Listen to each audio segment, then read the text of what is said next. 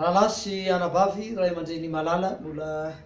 amin'ny feno hafaliana sy ampitsikitsikina tanteraka no mbola iarabana anareo ndray tratran'ity hariva ity izay anarahana an'izao famelabelarana izao ary mino koa izahay raha mino fa efa tsy andronareo ny fotoana tahaka an'izao anohizantsika ny famelabelarana ity handiniana ny bokin'ny apokalipsia ary andraisana hafatra amin'izany malitsika dia niresaka ny amin'ny fiangonan'ny apôstôly dia ny fiangonan'ny efesosy zany izay nolazaintsika teo fa mahatsiriritra azo fanakianana kanefa ihany koa dia nomena hevitra ho amin'ny fibezana ary nomena antoka nomena tetifikasana fa inana amin'ny azonaina raha mandresy androany kositsika dia iresaka ny amin'ny fiangonan'ny martiora sy ny marimaritra iraisana dia ny fiangonan'ny Smirna izany hitantsika eo ny zavatra manodidina zany fiangonana zany sy ny zavatra izay lesona ho raisitsika ao anatiny kanefa mialohan'izany ivavaka isika. Tompo malalo ianao dia Andriamanitra fitiavana ka ny fitiavanao indrindra no ny tantananao sy ny arovanao anay ho tonga eto amin'ity toerana ity anaraka an'izao famelabelarana izao. Mino zay Andriamanitra fa tsy avelanao ho verimaina nyity fotoana lanina ity fandrotranao fitahiana hery fahasoavana ary ahatonga anay anana fifandraisananao bebe kokoa hatrany anana fanapahan-kevitra entitra izahay eo ampandrenesana ny teninao ka hitady ny tena vahaolan'ny famonjena ary anatena fiainana mandrakizay tanterao ary zany Andriamanitra fatononana sy angatana amin'ny anaran'i Jesosy. Amen. Resaka indray zany tsika ny amin'ny Smirna ilay fiangonan'ny martiora ilay fiangonana faharoa izay efa hitantsika tamin'ny sary moa fa dingana faharoa tao amin'ny afatra izay nalefan'i Jesosy ho an'ireto fiangonana reto ao amin'ny apokalipsia toko faharoa ny andininy fahavalo ka hatramin'ny faha 1/10. Apokalipsia toko faharoa andininy fahavalo ka hatramin'ny faha 1/10 dia misy an'izao teny izao. Izao nolazainy voalohany sy ny farany izay efa maty nefa velona indray fantatro ny fahorianao sy ny fahantrahanao nefa manan-karena ianao ary ny fitenenany ratsy ataon'izay milaza ny tena no jiosy kanjo tsy izy fa sinagogan'ny Satana. Aza matahotra izay efa hieretanao indro ny devoly efa hanao ny sasany aminareo ao an-tranomaizina mba ho voazaha toetra ianareo ary hanapahoriana hafilona aoko mahatoky hatramin'ny fahafatesana ianao dia omeko anao ny satroboninahitry ny fiainana izay maharesy dia tsy ho simban'ny fahafatesana valo. Zay ny afatra ho an'ny fiangonan'ny Smirna. Tahaka ny resantsika ny Efesosy sy ny dikany dia mba ho resantsika ihany koa ny hevitry ny teny hoe Smirna. Ny Smirna dia avy amin'ny teny dia nadika amin'ny teny malalaka hoe fangidinana miora. Fangidinana miora. Azotsika alaina saretsaina amin'izany sadiny amin'ity tantara n'ity fiangonana ity. 50 kilometatra ny avaratry Efesosy moa no misy azy. Izy no nantsoina fa izay hoe ilay haingon'ny Azia. Zay no anarana ny antsoina azy taloha ilay haingon'ny Azia. Midika hozy izay hoe fangidina izy 50 kilometatra avaratry Efesosy nantsoina amin'ny teny hoe ilay haingon'ny Azia. Mbola mijoro manaka ankehitriny Smirna ka mitondra ny anarana hoe Izmir. Hatramin'izao tsika miteniteny zao dia mbola misy zany toerana zany. Izy ny tanàn-dehibe fahatelo any Turkia. Goavana zany izany tanàna izany. Anisan'ny nampalaza azy moa ny fanaovana karipetra. Ary tao ihany koa ny nahitana tsena goavana izay manana rihana anankitelo tao Izmir. Izmir ankehitriny Smirna fa izay. Nahantra ny fiangonan'ny Smirna kanefa nafana tokoa teo amin'ny fanomponan'Andriamanitra. Niavaka mihitsy izy tao anatin'izany fanompona izany na dia fiangonana mahantra azy. Ny kristianina tao Smirna no nahita faisana indrindra tamin'ny fanenjehana hatramin'ny andron'ny John. Ary tsy salasalana fa martiora niavaka tamin'izany fotoana izany dia i Polycarpe de Smirna taona 720 tamin'ny vanim-potoana ny ainan'i Jesosy no nitrangany zany ary dia mbola misy anjatony nanaraka ny dian'ity Polycarpe de Smirna ity. Maty Polycarpe kanefa mipetraka ho haingon'ny tantara ny fijoroan'ny vavolombelona mahatoky tamin'ny fanarahany an'i Kristy noho ny fanenjehana mafy be tao Smirna noho ny fanenjehana sy ny fanapotehana tao dia maty Polycarpe fa nisy andian'olona ihany koa nanaraka azy fa ny tantaran'ny Polycarpe dia mijanona ho fahazavan'ny tantara kristianina. Ahoana ny fanehoan'i Jesosy ny tena tao Smirna? satria isaky ny milazy jesosy isaky ny fiangonana de maneho ny tenany izy eo anatin'izany fiangonana zany ary io fisehoany jesosy eo anatiny fisehoany jesosy eo anatin'ny tantarany fiangonana io dia tokony ho tsapany fiangonana mihitsy hoe iza marina moa zany ty jesosy zay arahako ty amin'ny apokalipsy toko faharoa andin'ny fahavalo apokalipsy toko faharoa andin'ny fahavalo voalohany sy farany zay efa maty nefa velona indray zay ny filazany jesosy ny tenany lay naharesin'ny fahafatesana no isehoany jesosy eto maty kanefa velona indray mpandresy ary inona no nyreseny fahafatesana mihitsy azany angely nahatonga an jesosy iteny amy jaune jaune toko faraka amby folo andiny fahadimy amby roapolo de zao nyteneniny izany fananganana maty sy fiainana izay mino ana de maty aza de ho velona indray jesosy zany tena mpandresy ny fahafatesana zay no nisehoany tao fiangonany Smirna ary mbola isehoany amintsika manaraka ankehitriny fantatry Polycarpe lay Andriamanitra inony fantany tsara zany zay no nasa iny nijoro hatramin'ny fahafatesana satria mpandresy ny fahafatesana io jesosy io sazany Smirna tokoa ny fahafantarana fa mihevitra ny fiainan'izy ireo kristy ka zay maty ao aminy de mbola ho velona indray amin'ny fiaviany tena fantatry Smirna zany nahatonga ny Smirna ijoro nahatonga azy ho samarture be de be no kristianina tao raha mamakytsika ny Korintianina voalohany toko fadimy amby folo andiny roa amby folo hatramin'ny telo amby roapolo ny Tesalonianina voalohany toko efatra andiny telo amby folo ka hatramin'ny fahavalo amby folo de ahititsika fa be de be tao amin'ny tantarany Smirna no nisy ny fanenjehana kanefa de nijoro ny olona tao anatiny nijoro ny fiangonana tao anatiny satria mahatoky an Jesosy Kristy ilay mpandresy ny fahafatesana izy apokalipsy toko faharoa andiny fahasivy ao no idirana ny ty fiangonana ity inona ny nampiavaka azy inona ny zava-dehibe tamin'ny fiangonany Smirna zao nolazainy ny apokalipsy toko faharoa andiny fahasivy fantatro ny fahorinao sy ny fantranao nefa manan-karena ianao zany ny fidirana azy ny Smirna fiangonana zay nizakany mafy avy tamin'ny gentilisy Smirna tetsekinany ihany koa tao ny fanenjehana ny fanaovana ny tranomaizina ny famonona tamin'ny alalan'ny famiravrana ny biby no everiny gentilisa fa nahatonga ny orohorotany sy ny anoanana tany de noho ny reto kristianiny reto no lazaina fa vokatry ny fiainana nataon'ny kristianina de niarandoza ny tanàna ka de nampijaliana nampidirina tranomaizina nomena ny biby masika hoanina fomba fanao tamin'izany fotoana izany tao amin'ny taonjato faharoa zany fampijaliana izany reo zavatra rehetra zay nizakainy Smirna reo de hitan'Andriamanitra reo fantany reo natrehany reo ary tazany zany rehetrarehetra zany ary Smirna de azo antsoina hoe antikrista satria araky ny tenena teo hoe miora ny dikany miora moa de menaka manitra kanefa mangidy miora teo amin'ny fiaretan'ny mafy noho i Kristy izy manitra izy antikristy izy noho ny fijorono mahatoky sy ny fanarahany an Jesosy sy ny fahamarinana kanefa de zao mangidy izy a noho ny zavatra zay niaretany Korintiana faharoa andiny dimy ambifolo sy ny enina ambifolo azotsika vakily manamafy an'izany teny zany kanefa raha izany na tsy zany na de antikristy aza ny fiangonana na de nijoro mahatoky azy izy de nahazo teny fanakianana izy araky ny zavatra hitatsika teo de fiangonana io zany de fiangonana izay antikristy ary fiangonana izay tena mijoro tamin'ny fanaranan'ny Kristy lasa marture ka tsy magaga raha tsy misy teny fanakianana Smirna tsy mba nahazo teny fianakianana izy kanefa na de tsy nahazo teny fianakianana azy izy de nisy fampitandremana natao taminy ao amin'ny apokalipsy toko faharoa andiny fahafolo apokalipsy toko faharoa andiny fahafolo aza matahotra zay efa hiaretanao indro ny devoly efa anao ny sasany aminareo ao an-tranomaizina mba ho voazahatoetra ianareo ary iana ampahoriana hafinoana nahazo teny fampitandremana izy fa ho ijaly ho ampidirina amponjy isy fahorina mandritry ny hafinoana azo an'ity fiangonany Smirna ity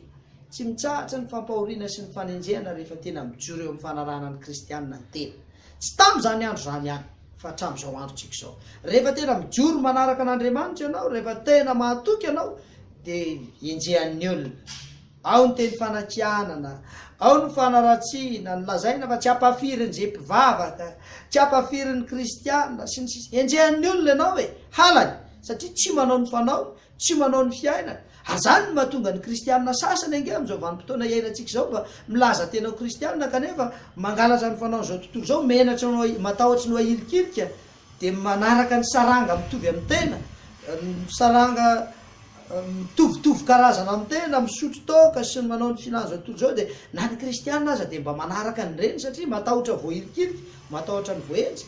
teo amin'ny taona fa 420 tamin'ny vanim-potoanan'ny Kristy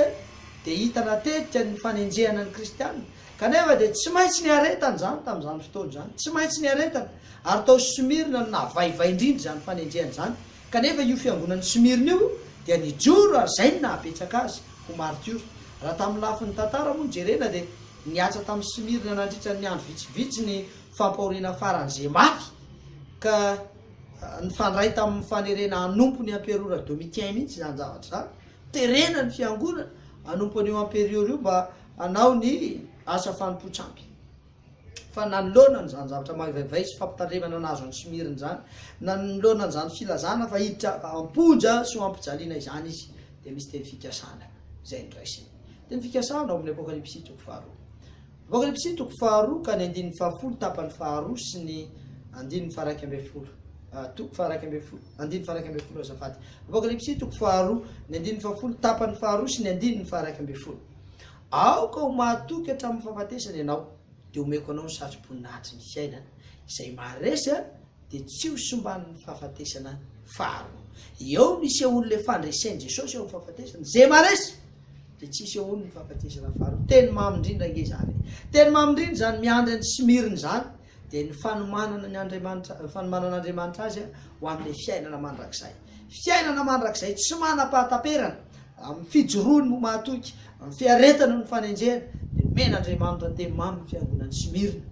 mety hamono ny olona mety hampijaly mety hampahorino ny fanarahana ny Kristy mety hitrango zany kanefa dia zao tsy mahasakana ny fifandraisan'ny kristianina amin'Andriamanitra zany rehetrarehetra zany ho anao rahalahiko ho anao ranabaviko ho anao ray aman-dreniko mitrango zany eo amin'ny fiainanao mety ny olona ao an-tranonao mihitsy aza mety no ray aman-dreninao mihitsy mety ny vadinao eny mety ny patronao na ny mpampiasanao mety ny lehibe anao any ampiasana dia hanenjika anao hanarantsy hamono mandrahona handroka sy ny sisa rehefa mifikotra amin'Andriamanitra ianao rehefa tena mitady ny fahamarinana te hitoetra hiaraka amin'ny Kristy mety hiatra aminao zany zavatra rehetra zany kanefa zao tsy tokony hasakana ny fanarahana an'Andriamanitra tsy tokony hasakana ny fanarahana an'Andriamanitra zany tahaka ny fampanantenana nataon'i Jesosy tamin'ny vahoakany Somirina handray ny satroboninahitry ny fiainana zany ny zavatra zay ampanantenan'i Jesosy atsika handray ny satroboninahitry ny fiainana ary raisitsika zany raha ohatra ka tsy miverin-dalana fa tena raisitsika zany teny fikasana raha tena irositsika dia tsy ho somban'ny fahafatesana faharoa na le fahafatesana mandrakizay raha tena manaraka ny fahamarinana ary mitoetra ao amin'ny Kristy na dia ho alan'ny olona azy raha nahazatra tao an-tanànan'ny Somirina ny fisian'ny atletisme dia efa anao no nanome satroboninahitra ho an'ireo mpandresy ary zany na tonga n'io afatra io amin'ny resaka satroboninahitra io satria tao Somirina zany dia nalaza tao anatin'ny fanatanjahantena ny atletisme ka dia zay mahazo voalohany dia nomena satroboninahitra dia torak' izany ihany koa an'ny kristianina ny fiainana mandrakizay ilay fiainana tsy mba somban'ny fahafatesana faharoa ny satroboninahitra zay omanin'Andriamanitra ho an'izy ireo ho atsika zay mijoro amin'ny fahamarinana ohatry ny manao atletisme tsika azakazaka ka dia zao atao anatin'ity azakazaka fitadiavam-pandresena dia ny fiainana mandrakizay ity dia manoman'Andriamanitra manomana satroboninahitra dia ny fiainana mandrakizay manaona ny vanim-potoana ara-paminaniana momba ty Somirina ity vanim-potoana ara-paminaniana dia zao raha iverenantsika ny Efesosy dia ny vanim-potoana ara-paminaniana momba amin'ny Efesosy dia nitsaratra teo amin'ny manodidina ny taona 100 teo eo taona 100 tamin'ny vanim-potoana ny ainan'i Jesosy ny an'ny Somirina kosa indray dia nanomboka tamin'ny taona 100 zany ka nifarana tamin'ny taona 13 sy 1300 mampiasa ny tena hoe vanim-potoana iainan'i Jesosy satria milaza zao vanim-potoana iainantsika zao zany vanim-potoana izany dia ao anatin'le hoe anno domini zay ny vanim-potoana ny faminaniana tantara ilay vanim-potoana tamin'ny taona nifarana tamin'ny taona 100 ny an'ny Efesosy ary nanomboka teo amin'ny taona 100 kosa ka hatramin'ny taona 13 sy 1300 ny vanim-potoana ny Somirina azo lazaina zany fa natao azalambo mihitsy ny kristianina teo amin'ireo taonjato faharoa sy ny fahatelo satria natahorana mihitsy zareo mba hambabo sy hanenika ny fanjakana romanina ray manontolo ka dia ny fiatraikany zany mety ho tongatra any amin'ny lafiny ara-politika mihitsy dia natao zay hanam-pitena sy handravana ny kristianina, natao zay fomba hanafaizana an'izy ireo tamin'ny fomba mahery vaika. Ary niavaka tamin'ireo fanenjena ireo lay fahataterahan'ny faminaniana voalazo amin'ny apokalipsy 2:7 raha vakinao ny apokalipsy 2:7 hanapahoriana hafilony tena aravaky te na raha raisy nara-paminaniana moa na apokaliptika le hafilona dia zao hanapahoriana mandritra ny 10 taona satria ny andro ray dia natao ho taona ray ka io zany dia nisy fahoriana mandritra ny 10 taona. Zany hoe tamin'ny taona 3 sy 300 mantsy i Dioclétien dia nametraka lalàna sy didy enjana be mihitsy mba hanampitenan'ny kristianina tamin'ny fomba faran'izay mafy indrindra sady matsiravina indrindra taona 3 sy 300 zany dia tena noenjan'ny Dioclétien mihitsy ny lalàna ka dia nodorana ny soratra masina, narodana ny fiangonana, nogadraina ny mpitarika fivavahana ary dia voalazany didiny Dioclétien mazava tsara mihitsy ny fomba kristianina rehetra sy ny mikasika amin'izany dia ho fongorana daholo manerana ny fanjakana romanina ray manontolo zay mamofopofona fivavahana potera ary atao zay ahafongana azy dia natao zany tena nahita faisana ny kristianina. Ary indrindra moa ireo mpitary-pivavahana rehefa miziriziry amin'ny heviny amin'ny maha kristianina azy dia nampijaliana hity zany rehefa nivory tao amin'ny concile tao Nicée ny évêque tamin'ny taona 520 sy 300 dia tao ireo nanana endrika nandalo fampijaliana samy hafa araky ny faminaniana moa dia aritra hafilonana 10 taona zany ka raha nanomboka tamin'ny taona 3 sy 300 zany io didy io fanenjehana kristianina io dia nitsady zany tamin'ny taona 3 sy 300 satria 10 taona be zao. Fa inona tokoa moa nitranga tamin'ny taona 3 sy 300? Jerevantsika tsara ny fahamarinana sy ny fitombenany tantara. Ilay filazana hoe hanana fahoriana hafilona dia hanana fahoriana mandritra ny 10 taona zay niainga tao amin'ny taona 3 sy 300 ary mifarana ny amin'ny taona 3 sy 300 zay hafilona zay. Inona ny zava-nisy? Namoaka lalàna ny Emperora Constantin fa manomboka amin'io fotoana io dia raisina ho ara-dalàna ara-panjakana ny fisian'ny fivavahana kristianina manerana ny fanjakana. Voaka zany ny lalàna zao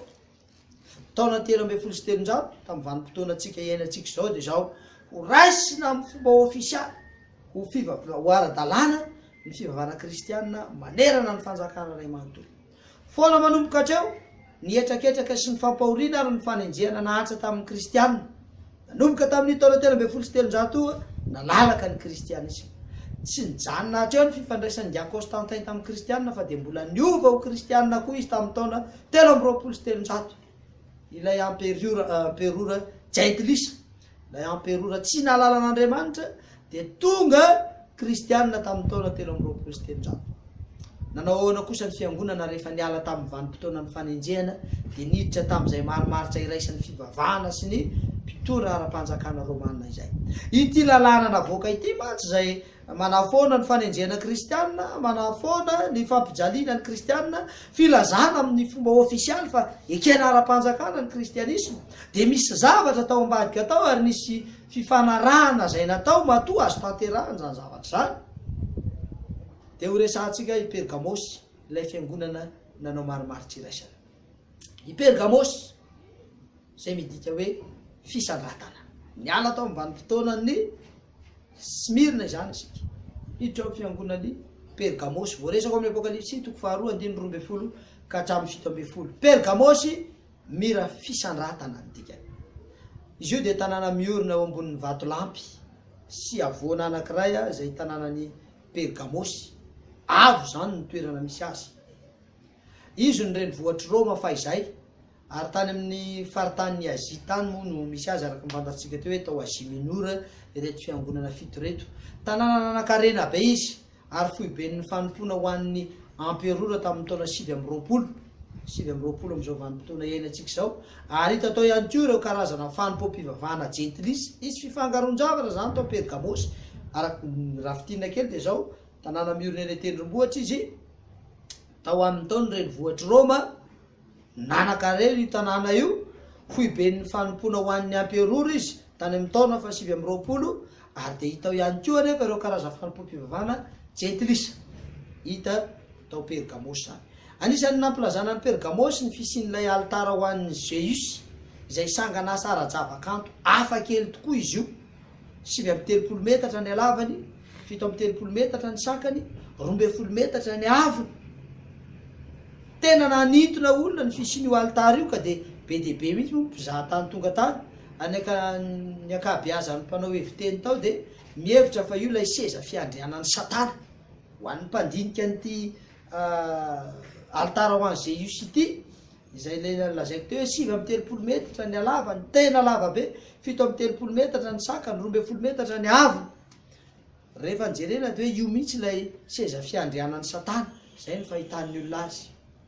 misy mpanao heviteny hafa koa moa milaza fa ny seza fiandrianany satana ao Pergamosy de ilay aseho an'ilay tempoly antsoina hoe Asclepion zay natokana ho an'ilay andriamanitry ny fanasitranana Asclepius izy io de iray am'ireo andriamanitra efatra tao Pergamosy izay misy menarana roa eo am'ilay tsangam-bato manoloana ny Asclepion zay manerana zafady menarana naneo endrika menarana izay enti maneo ny fanasitranana azotsika eritreretina sady zany tandidina tany amin'ny tantaran'ny zanak'Israely ilay nisy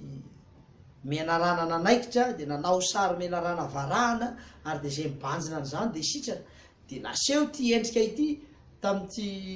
altara ity ary tam'izany fotoana zany de nentina nanehoana ny asan'ny mpitsabo reo menarana reo ary de mbola hita moa zany mandraka ankehitriny rehefa mijeritsika ny amin'ny pharmacie na automobilen'ny dokotera de mahita ohatrany sarina menarana zay tsika re zavatra reny de avy am'lay Asclepion avy am'lay andriamanitry ny fanasitranana Asclepius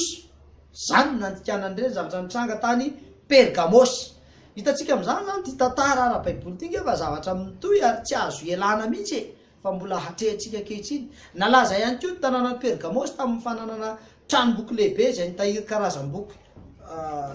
200 000 roetsy tranomboky misy karazam-boky roetsy tao anatiny tamin'ny androny Eumenes moa zany tamin'ny taona 7 amzato ka hatramin'ny taona 5 amzato talohan'i Jesosy Kristy vokadrany de nialy ny Ptolomé 5 tao Egypta tamin'ny taona 300 ka tamin'ny taona 1 amzato talohan'i Jesosy de nanahy izy fa sao de ioatra ny Alexandrie Pergamosy ka de tsy navelany ahondrana ny papyrus na le taratasy fanaovana inona moa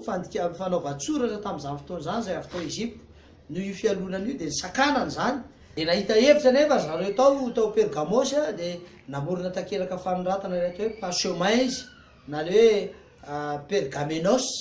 izy io moa avy amin'ny teny grika zay le antsoina hoe Perxmenus amin'ny teny latinina de zay ndikany ary parchemin izy amin'ny teny anglisy de nandeha tsara zany zao ilay fanotana boky nampalaza an'ity Pergamosy ity ary eo amin'ny lafiny fivavahana indray de hita fa rehefa nanafika ny Babilôny ny Persia de nafindran'ireo pretra babilonianina tany Pergamosy moa ny fanompoatsampy avy tao Babilôna tamin'izany fotoana zany de tao Pergamosy ndray kosa no nanaovan'ny amperora romanina tempolo mba ho fohy be fanomponany amperora am'izay lafiny zay de mbola azo lazaina fa fohy be toeran'ny satana ihany izy zany hoe Pergamosy zany no nampifandray tanany Babilôna sy ny tanany Roma tao Babilôna no isiny ny fifandraisana ara-panjakana sy ara-pivavahana izay fivavahana sampy nalaza zany io tanànany Pergamosy io tao ihany koa no nahitana fa ny mpanjakan'ny Pergamosy ny sady lehiben'ny fitondram-panjakana ny lehiben'ny ara-pivavahana fomba nahazatra ny Babilôna zany de mbola nitoizan'ny Roma ihany ny tahakan'izany tamin'ny alalan'ireo amperora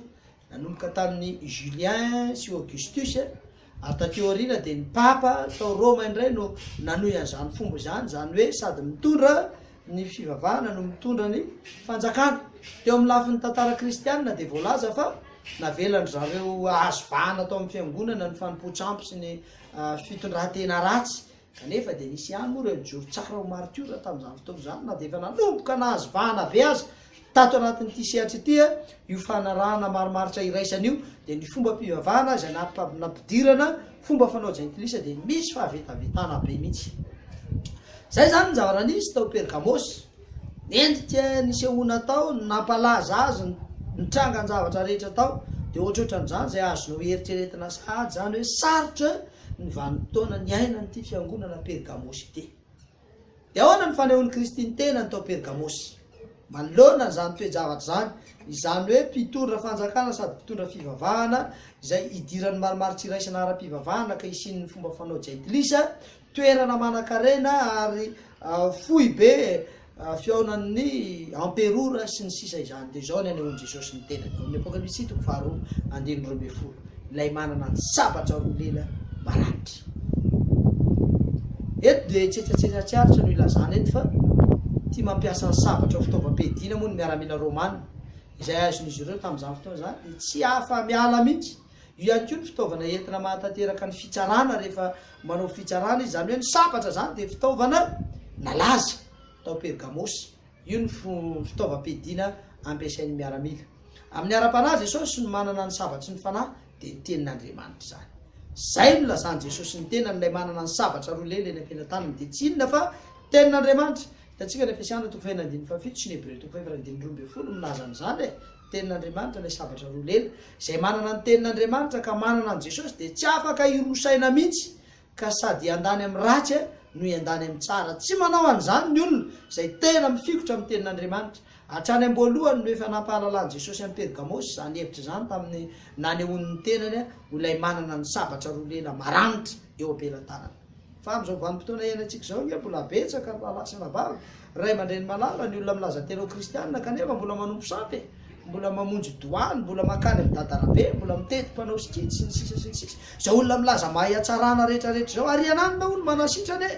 de nefa tsy fantatra ao ny fomba hoentin'ny manasitra anao fa fomba ny satana fa be de be amin'ny kristianina no mirohatra makany teren'ny aretina sy ny sisa de milasa mitady fanasitrana na miendrika tsy ara-dalàna kanefa ny olona manana ny sotra masina manana ny sabatra roa leleny an-tanany de tsy afaka hanao an'izany maromaritra iraisan'izany misitsy teny fiderana ho an'ny Pergamosy ny teny fiderana ho an'ny Pergamosy de voaresako amin'ny Apokalipsy 4:13 fantatra zay nenanao de eo amin'ny toeran'ny seza fiandrianan'ny Satana ary mitana mafy ny anarako ianao ka tsy nandany finoana na de tamin'ny andro Antipasy Martiora aza izay lehilahy nahatoky zany ny toerana nisy ho an'ny Pergamosy zany ny teny fiderana ho azy tena tao anatin'ny toerana sarotro ary lazaina mihitsy fa seza fiandrianan'ny Satana ny misy azy fa izao mitana mafy ny anaran'i Jesosy izy na de tao amin'ny fohy be toeran'ny Satana azy izy na de tao amin'ny toeran'ny fanompotsamy sy ny maromaritra iraisana azy izy de nitazominy Jesosy tazominy hatramin'ny farany ary tsy nyrosaina tamin'ny fanaovana maromaritra iraisana ity fiangonan'ny Pergamosy ity araka ny voalaza tamin'ny Jaona moa ao amin'ny Apokalipsy de nandalo fanenjehana mafy ny kristianina satria nandatsy hanompo an'ny amperora Domitien izy amin'ny tamin'ny taona 1:20 ka hatramin'ny taona 9:70 teo eo zay nanao ny tenany Andriamanitra mihitsy moa ty amperora ity kanefa de zao ny kristianina tao Pergamosy de tsy niekoka taminy tsy nanaiky hanaraka azy i Pergamosy anefa ny toerana voalohany indrindra nanfonany amperora ho Andriamanitra tamin'ny taona 9:20 io ny namoaka an'izany lalàna izany ny amperora de misolo tenan'Andriamanitra fa ny kristianina tao zay tena nijoro nanaraka ny Kristy nanaraka ny Kristy tsy niditra tamin'izany fanompona amperora na fanompotsapy izany ny zavatra naty idera tamin'ity fiangonana ity ihany koa de ny fandavana nataon'ny Antipasy Martiora tsy nentina ndray anjara tamin'ny fanompona ny amperora ny Antipasy mantsy de anarana avy amin'ny teny grika hoe Antipa izay midika hoe mpanohitra ny papy tsy nety nanaraka ny fanompona any papa ny Antipasy tena nitoerany zany nandany zany izy na izany na tsy zany Pergamosy de tsy mba tahaka ny Smirna fa de nahazo teny fanakianana izy ny teny fianakianana ao azy de amin'ny Apokalipsy 4:9 sy 10 fa misy eo aminao izay mitana ny fampianarany Balamo ilay nanome foan'ny Balaka nisy fahatafitohinana teo anoloan'ny zanak'Israely ary toy izany koa misy eo aminao izay mitana ny fampianarany Nikolaita tahaka ny an'ireny niovapaika ny fahavalon'Andriamanitra rehefa hitany fa nisy niaritra ho amin'ny martyra mba hazahoana mijoro dia niovapaika ny fahavalon'Andriamanitra ka dia nitarihan'ny Satana ny fomba hanimbana ny kristianina raha nisy tamin'izany ireny latsaka tamin'ny tahaka ny Balama azafady nanomboka nisy latsaka satria nanamafy ny fomba fiadiny Satana nampiditra ny fomba rehetra ahatonga ny olona ho latsaka amin'ny fananan'Andriamanitra ary noho ny tombotsoan'ny tany toy ny arena ny voninahitra sy ny sisa dia nitranga ny kristianina tahaka ny Balama vonona ny anozina ny Israely rehefa nitotofana voly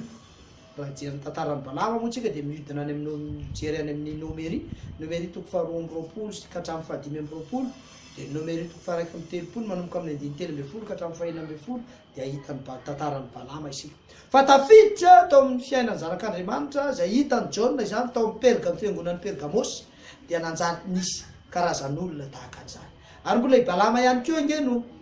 niezaka nampitodika ny Israely mba hikambana amin'ny Jentilisa amin'ny alalan'ny fanompoan-tsampy sy ny fanaovana fitondran-tena ratsy nataony Balama zany ary dia tafiditra tao amin'ireo kristianina tao Pergamosy ihany koa zany toetra izany nataony zany famadianan'ny Israely zany rehefa nahazo tamby avy amin'ny Balaka mpanjakan'ny Moabita izy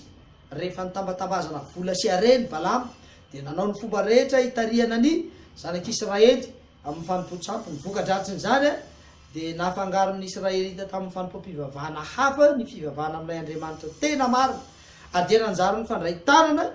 sy ny fandray tendro ny Israely sy ny Jentilisa teo amin'ny fomba mampanao tamin'ny andron'ny Balama ary ankoatran'ireo dia mbola hita miverina eto ny fanameloana ny asa Nikolaita izay efa natrangan'Andriamanitra hatrany Efesosy ny antony moa dia tsotra satria ny mpiandany tamin'izany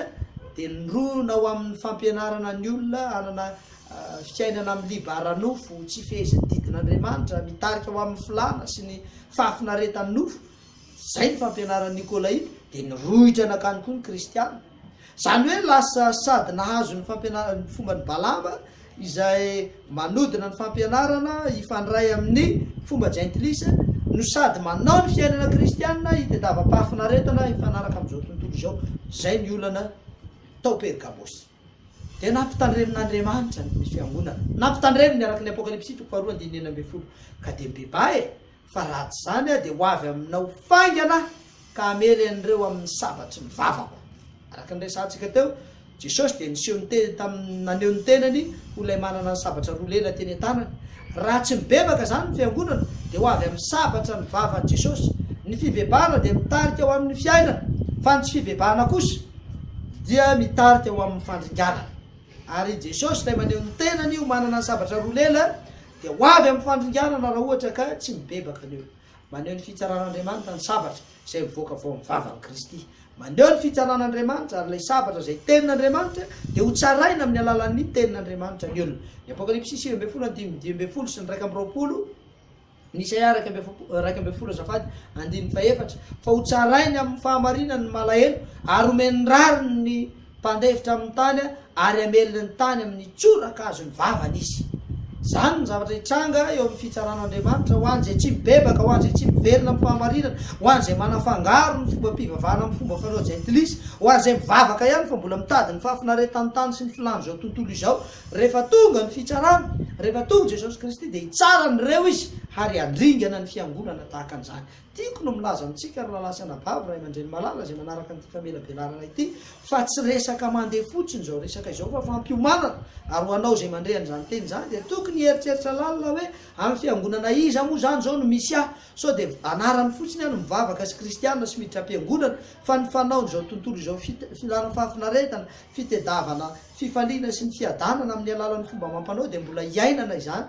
nampioman'Andriamanitra raha lasana bavy malala fa ho avy ny fitsarany amin'ny sabatra roa lela izay mivoaka ny vavany zavatra telo no atolotra ho an'izay mandresy zay ny teny fikasana omen'Andriamanitra zavatra telo miavaka tsara ao amin'ny Apokalipsy toko faharoa andiny 7:10 dia zao ny voalohany mena manamiafina izy mena manamiafina raha mamaky an'eo Apokalipsy toko faharoa andiny 7:10 ianao izany dia maneho ny fahazahoana deny zao sahady ny fiainana ara-panahy ao amin'ny Kristy ary ny fiainana mandrakizay amin'ny ho avy ny manamiafina dia milaza amitsika sady teny zao fa manana antoka ho amin'ny fiainana mandrakizay fa ny mofon'Andriamanitra dia ilay nidina avy any an-danitra ka manome fiainana ho an'izao tontolo izao izy ny Jaona 4:9 sy ny 3:30 fiainana mandrakizay azo antoka teny zao sady zay ny voalohany. Ny faharoa homena vato fotsy izy. Inona indray ny vato fotsy? Ny dika fanafahana ny vato fotsy ary fanameloana kosa ny vato mainty. Tamin'ny andro fitsarana dia miseho zany endrika izany rehefa ny fitsorana ny andevy tamin'izany fotoana zany dia nitolorana vato fotsy ary soratana eo ny anarany ary indraindray aza dia tolorana anarana vaovao mihitsy le andevy ny fitsorana antsoina hoe tesera moa reny vato reny ilay vato fotsy zay nomena azy sary toy izany no hitatsika eto amin'ity tantara ity zay aseho amin'ny mpandresy ilay endrika fitsarana hoe navotsitra ny andevo dia nomena tesera na le vato fotsy dia hovana anarana mihitsy izy dia azo vato fotsy zany tsika ho afaka tanteraka amin'ny zavatra mamatotra rehetra rehefa manaiky any baikon'ny Kristy rehefa manaraka ny torohevitry Kristy rehefa mizondra makany amin'ny fibebahana dia azo vato fotsy hovana anarana mihitsy ilay anarana zay manameloka dia lasa anaram-baovao. Ary ny zavatra fahatelo io teneniko io hoe ny anaram-baovao. Anaram-baovao voasoratra tsy fantatr'olona afa-tsy zay mandray an'izany ihany le anarana zay mandresy dia andray an'io anaram-baovao io. Ao amin'ny baiboly ny anarana dia maneho ny toetran'ilay mitondra azy ary ny fahazahoana anarana vaovao dia manambara fa manana toetra vaovao ilay tompony anarana. Olona nandalo fiovampo mahazo an'izany anarana zany fa tsy re olona rehetrarehetra zay tiana homena azy fa zay nandalo fiovampo dia homena an'io anarana vaovao io. Ohatra Jakoba zay midika ho mpamingana any amin'ny Genesis 5:21 fa rehefa niova izy dia lasa azo ny anaram-baovao hoe Israely izay midika hoe mpitolona amin'Andriamanitra amin'ny Genesis 2:30 sy ny 7:20 Genesis 3:30 azafady 5:20 sy 7:20 rehefa miova fo ny olona dia mahazo anaram-baovao ary dia mbola omen'Andriamanitra tsika zany mahazo anaram-baovao zay maresy satria rehefa nandray an'i Jesosy ho mpamono sy tompo dia manjary manana toetra vaovao manana saina vaovao ary lasa mino sy mankatoa an'i Jesosy Kristy. Ianao koa rahalahyko ranabaviko ray aman-dreniko izay maheno an'ity afa-tsy ity dia afaka azo anaram-baovao ianao dia anaram-baovao zay tsy misy mafantatra raha fa tsy ianao sy Kristy ihany noho ny fifandraisanareo. Ka raha misy olona ao amin'ny Kristy ozy izy ny tenin'Andriamanitra dia olo-baovao izy efa lasa ny zavatra taloha amin'ny Korintiana 5:7 tsy misy afa-tsy ilay manao ny fanandramana ihany no alala ny fiovampo sy ny zavatra zay noreseny. Zay manao ny fanandramana ihany no ahitany fiovany zay manao ny fanandramana ihany no ahitany dingana zay mandroso eo amin'ny Kristy izay ataony fa raha tsy manandrana an'izany fanandramana zany tsika dia tsy ho tsapatsika zany. Hoy te tsy fantatr'olona afa-tsy izay mandray zany ary mbola manamafy amintsika zany fa isam-batan'olona ny famonjena fa tsy fahobe tsy anaram-piangonana ny famonjena tsy anarana antoko ny famonjena fa isam-batan'olona ny famonjena tsy misy famonjena izay iraisana hoe misy famonjena fahobe isam-batan'olona ny famonjena fiainy malala isam-batan'olona ny fiainana mandrakizay. Vanim-potoana ara-paminaniana momba ny Pergamosy no andao resantsika tamin'ny taona 13:9 ka hatramin'ny 7:9 no anehoana ny fahatanterahana ara-paminaniana momba ny Pergamosy. Vanim-potoana hafa teo amin'ny tantara io vanim-potoana io nitsahatra ny fanenjenan'ny kristianina tamin'ny taona 13:9 niova fo Constantin ary anarivony koa Rejentilisa niova fo tamin'izany tantara izany. Ny tambotsitra rehefa ny kristianina teto satria nampiditra tao amin'ny fiangonana ny fanimpotsampy ny Jentilisa. Izany moa dia noho ny fampiasana ny marimaritra iraisana teo amin'ny hery ara-politika sy ny mpitondra fivavahana dia nifangaro tao ny fomba fanao Jentilisa sy ny fomba fanao kristianina. Ohatra tamin'ny 7 Marsa 1:7 dia nivoaka ny didy voalohany indrindra nampitandrina ny andro alahady andro zay nivavahan'ny Jentilisa Romanina andro ny amperora koa io dia hoentina anompoana ny masoandro. 7 Marsa 1:7 dia navoaka ny didy voalohany indrindra ilazana fa io zay ny andro ivavahana. Dia tafatsofoka tsy moramora tao amin'ny fiangonana ihany koa ny fomba Jentilisa sasasasa ankoatran'ilay hoe fomba fivavahana ny andro nivavahana tamin'ny masoandro alahady lasa natao andro fivavahana kristianina dia misy fomba Jentilisa sasasasa nitafiditra tao dia mbola nifikitra tamin'ireo zavatra nytompoina toy ny sary vongana ny Jentilisa tsy mbola niova fo koa dia isian'ny marimaritra iraisana dia nisoloana sary vongan'i Jesosy sy mason'i Maria ary olo-masina samy hafa reny zavatra reny tamin'ny taona 5:7 ny taona 5:7 zany dia nampidirina tany am-piangonana indray ny fivavahana amin'ny sary masina natao sarin'i Jesosy, sarin'ny mason'i Maria, sarin'ny olo-masina, ry masin-da Pierre, ry masin-da Joany sy ry masin-da Paul sy ny sisa dia nampidirina tany am-piangonana. Kanefa ireny dia fomba fanao jentilisa, fomba fivavaka jentilisa, fa rehefa nafangaro ny maromaro tsiraisana tonga any am-piangonana zany zany. Vokatr' zany foanana ny didy faharoa amin'ny didy folon'Andriamanitra ary ny soloana ny didy hafa mba tsy hanembatsembana ny fiainam-piangonana. Ny foanana ny didy faharoa izay fantatsika tsara, tsy vitan'ny Satana tamin'ny fanenjehany io fanafoanana io dia nataony kosa tamin'ny maromaro tsiraisana tamin'ny fomba jentilisa. Samy tombontsoa iraisana no nitadiavan'ny rototo, ny mpitondra fivavahana faizay sy ny ampy-herory dia nitady ny tombontsoa iraisana. Foanana ny didy faharoa le hoe aza manao sarin-javatra voasikotra ho anao dia mesorona izany. Nahazo vahana tsikelikely ny eveka tao Roma satria samy mitady tombontsoa iraisana na ny mpitondra fivavahana na ny mpitondra ara-politika dia nahazo vahana tsikelikely ny eveka tao Roma. Nafindra ny Constantin tany a Constantinople tamin'ny taona 300 ny renivohitry ny ampy-herory ilay tany a Pergamos dia nafindra tany Constantinople. Ka dia ny nisongadina tsikelikely nanerana ny faritra andrefa na nierina nanany eveka tao Roma no heverin'ny Constantina fa anampy azy ifeny fanjakan'ny eveka izany zavatra izany. Hitatsika amin'izany zany ny fivoarana tsikelikely tao anatin'ity fifangaroany ny fomba fanao jentilisa amin'ny fomba fanao kristianina ity. Tsy nahagaga fa nihitatra tokoa io saina io ka ny Papa Innocent Ier no eveka voalohany nitaky ifeny kristianina eran-tany. Nipotra hatreo ny atao hoe katolika romana, zany hoe romana manjaka maneran-tany ny tena dikany. Nipotra hatreo satria nanomboka nitombo ny herin'ny eveka, resy lahatra ny amin'ny eveka ny olona, nanaikiny amin'izany olona dia nitombo ny heriny. Maty tamin'ny taona 700 moa zany Papa Innocent Ier zany, maty tamin'io taona io. Pergamos araky ny efa hita dia nakamban'ny André Manjaka ny fahefana roa dia ny fivavahana sy ny fomba mpanao politika. Fomba nolovaina avy tao Babilôna zany